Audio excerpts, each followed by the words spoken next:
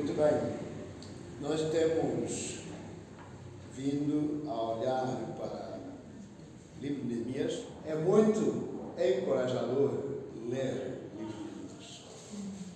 Perceber que algo acontece. Um povo que é levado cativo, certamente porque não estava a temer e a viver nos caminhos de Deus.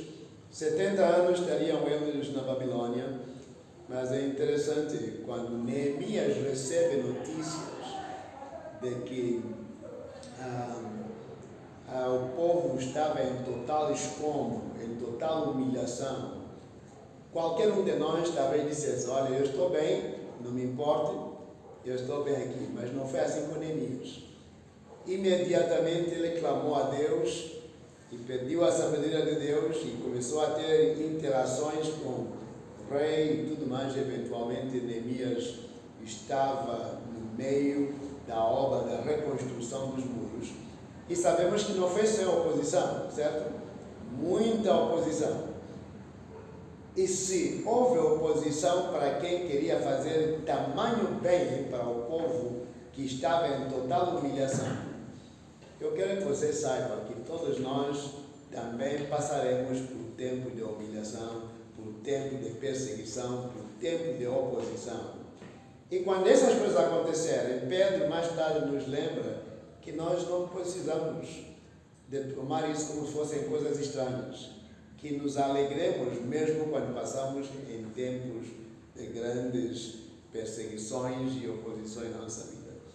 Todos nós, de uma ou de outra forma, nós sofremos e passamos momentos de oposição. Então, vimos no capítulo 4 como a oposição se levanta e como Neemias, em vez de ser reativo, ele certamente não fez isso. Ele deixou de ser reativo, ele foi responsivo. Foi a Deus e reconheceu que Deus podia intervir na grande e extensa obra que eles tinham. No capítulo 5 vimos que estava a haver um pouco dessa oposição interna, e no capítulo 6 continuamos a ver que a oposição vem, mas a obra continua e ela é terminada em tempo recorde. 52 dias a obra está feita. Amados, essa é obra de Deus. Se você pensa que o que estás a fazer no seu empreendimento está enguiçado, se você está a confiar em Deus, creia-me, Deus vai intervir e vai fazer grandes coisas. Amém? O nosso Deus é o mesmo ontem, hoje e o será eternamente. Por isso você pode confiar nele e crer que ele vai fazer grandes coisas na sua e na minha vida. O problema é que nós esquecemos que ele prometeu que nunca ia nos deixar nem nos desamparar. Nós temos essa promessa na palavra de Deus. Mas quando encontrados na situação crítica, esquecemos completamente dessas promessas de Deus. Então, lembrem-se disto. É muito importante olhar. No capítulo 7, o povo está a voltar e vemos a tomar os seus lugares. E a partir do capítulo 7, versículo 73, foi o que nós vimos na última semana, até o versículo 13. Aí estamos vendo o que acontece. A palavra de Deus é linda. A primeira coisa que nós encontramos no capítulo 8, se estás lá no capítulo 8 de Neemias, é interessante.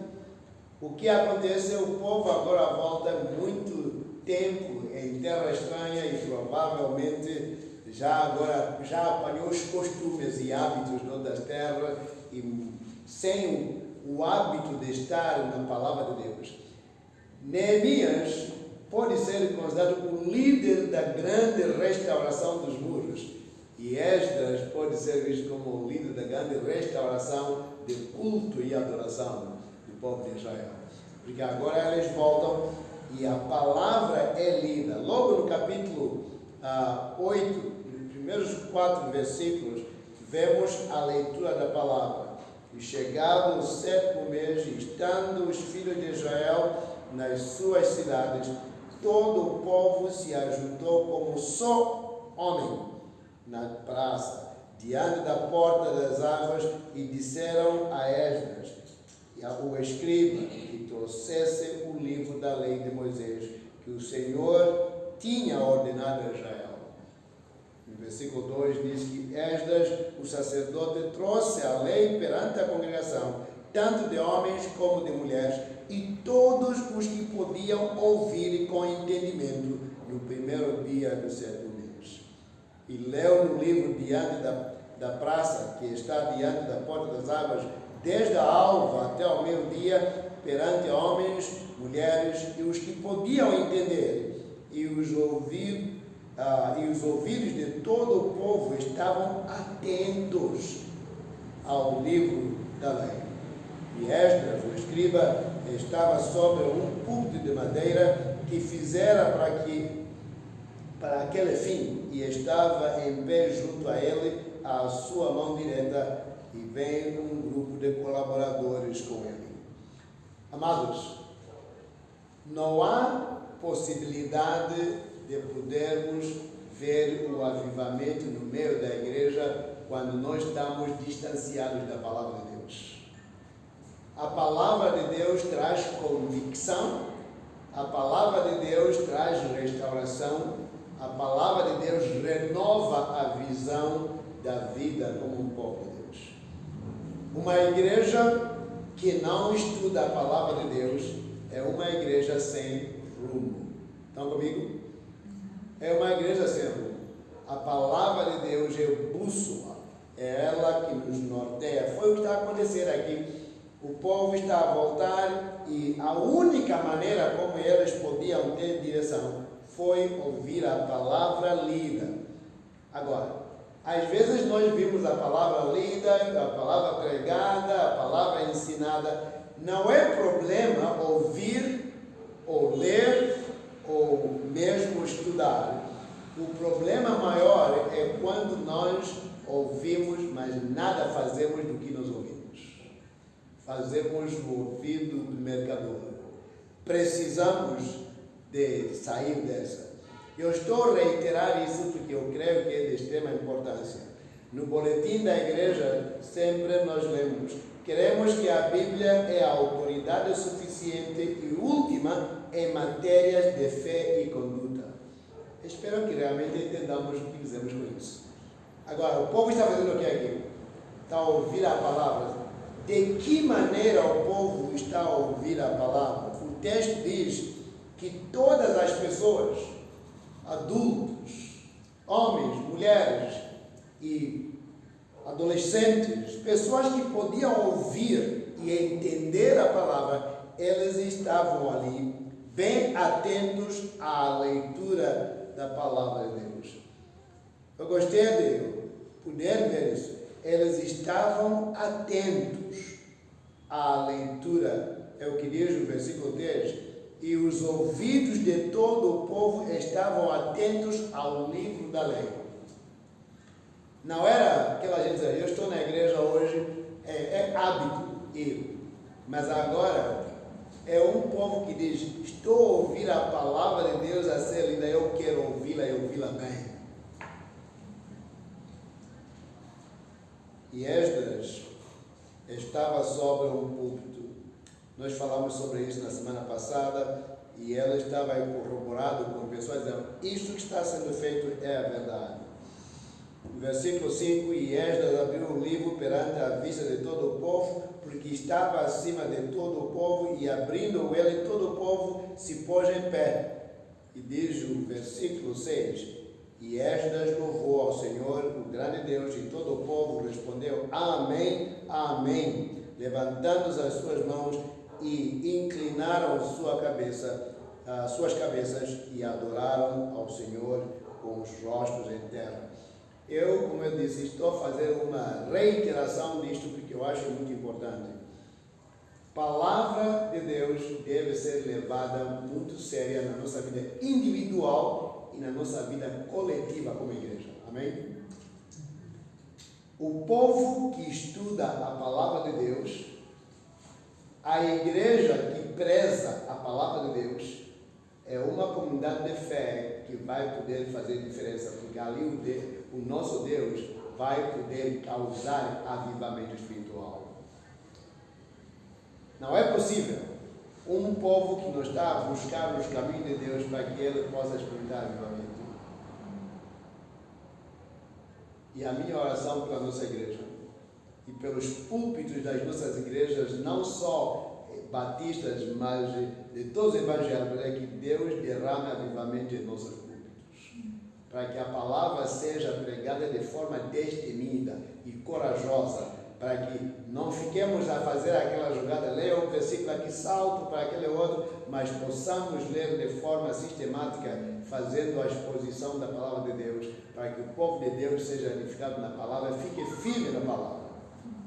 Um povo firmado na palavra sabe louvar a Deus, sabe adorar a Deus, sabe temer a Deus e sabe obedecer a Deus, porque ele vive à luz da palavra. E esse povo está a ouvir isso, e atento, e a palavra é falada, e há louvor. No versículo 1 a 4, há uma leitura da palavra e o povo escuta atentamente. No versículo 5 a 8, há uma explicação da lei, a palavra é explicada. É o que diz o texto, veja comigo, no versículo 8, e leram no livro, na lei de Deus, e declarando e explicando o sentido, faziam que, lendo, se entendesse. O que estavam a fazer? Havia a leitura da palavra de Deus, e ela era exposta, e havia uma explicação do que aquilo que se lia significava.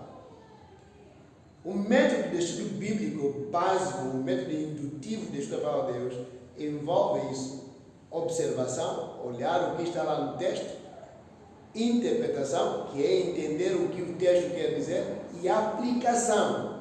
Qual é ou quais são as implicações daquilo que eu leio?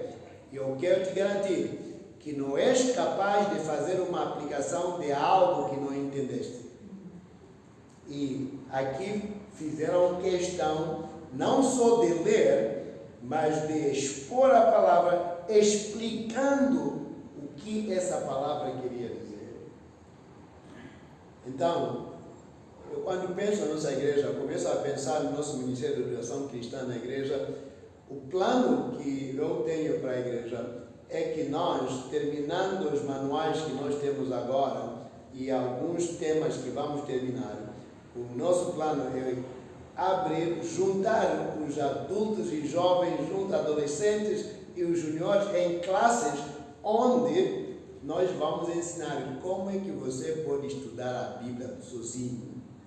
Vamos dar, método de estudo bíblico e depois vamos entrar no livro da Bíblia para começarmos a estudar. E eu estou, nesse momento, inclinado a pensar que vamos ler a carta do apóstolo Paulo aos Gálatas. Começar a estudar os métodos de como estudar a Bíblia e mostrar que podemos estudar a Bíblia. E tenho razões, o que eu vou falar esta noite um pouquinho, sobre por que eu sinto peso quando olho o que está acontecendo nas igrejas, com o que nós chamamos de sincretismo. Então, é isso que aconteceu. E Neemias, que era o governador, e o sacerdote, Esdras, o escriba, e os levitas que ensinavam ao povo, disseram a todo o povo: este dia é consagrado ao Senhor vosso Deus, então não vos lamenteis, nem choreis. Por quê? Porque todo o povo chorava ouvindo as palavras da lei. O que estava acontecendo? O que estava acontecendo com o povo? Quando eles ouviam a palavra, o que começou a acontecer? Eles foram confrontados com a palavra e os problemas que estavam a existir, o distanciamento com Deus, entre outros males que estavam a acontecer, começaram a vir à tona. A palavra de Deus revela o que não é bom e mostra o caminho bom para seguir. E esse povo começou a chorar. Eu quero ver o povo a chorar porque ouviu a palavra. Quando digo chorar aqui, não precisa apenas estar a tirar lágrimas, mas que dentro do seu coração você diga: Deus, como não vi isso antes? Como é que eu não vi isso antes? Como é que eu podia viver tão mal assim e tão longe de ti, enquanto tens aqui a orientação para que eu viva como convém? E o povo foi assim. E eles, no lugar de lamentar, versículos 9 a 12, eles vão ver, começar a dizer: tristeza não, celebração sim. Vocês têm tudo a celebrarem e a se alegrarem, porque ouviram a palavra de Deus. É um privilégio ouvir a palavra de Deus. É uma alegria sermos confrontados com a palavra de Deus. E é de se esperar que quando somos confrontados, nós nos sintamos certamente num momento de necessidade de arrependimento. Vamos estudar sobre isso. Nos capítulos 9 e 10 vamos estudar sobre isso. Mas o que eu quero que nós saibamos é isso. Quando a palavra de Deus é ensinada e o povo dele está atento, a palavra de Deus nunca vai voltar vazia. Amém? Ela não volta vazia. Mas o problema não é se não volta vazia. É como é que nós respondemos quando ouvimos essa palavra.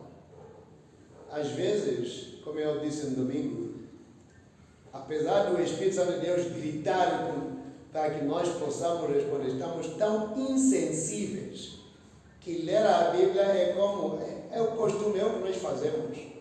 Mas devia sair do nível de ser corriqueiro para entrar no nível de ser uma necessidade imperiosa para a vida do crente.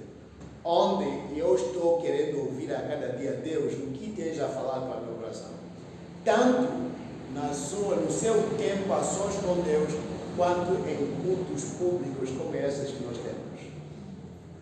Espero quando Deus se revela e revela os seus propósitos, espero que haja reação, haja resposta, haja um momento de aplicação e ação. Deus, eu ouvi sim a tua palavra, os meus pecados foram trazidos à tona, ou então os caminhos para seguir foram traçados, ajude para que eu possa andar neles. O problema é que às vezes lemos a Bíblia como se novela fosse, não temos mais a sensibilidade. Enchemos cabeça. Muitas pessoas conhecem histórias bíblicas, mas esse conhecimento intelectual da palavra de Deus, ela tem que transformar-se em devoção e caia ao coração e eventualmente entre em ação no nosso dia a dia. Amém? Ouvir a palavra sem levá-la a peito é realmente lamentável. É realmente lamentável. Mas este povo nos ensina que quando a palavra de Deus vem, ela não volta vazia e nós temos que chorar. Começaram a chorar e foram consolados para que não chorassem. Eu penso que a razão dessa consolação era para o povo entender: sim, senhor, aconteceu, mas imaginem que vocês viveram em terra estranha por muito tempo, olhem tudo o que aconteceu. Agora vocês já voltaram à terra reconstruída e agora a vida espiritual está sendo reerguida. É tempo de celebrar, não tempo de chorar. Posso dizer que às vezes a gente pode chorar da alegria, ou não? Quando Deus derrama tamanhas bênçãos em nossas vidas, não é coisa errada chorarmos de alegria. E esse povo estava sendo reconduzido a sair da tristeza para que eles pudessem celebrar. Versículo 9 a 12 fala exatamente disso. Na semana que vem, eu vou pegar no versículo 13 e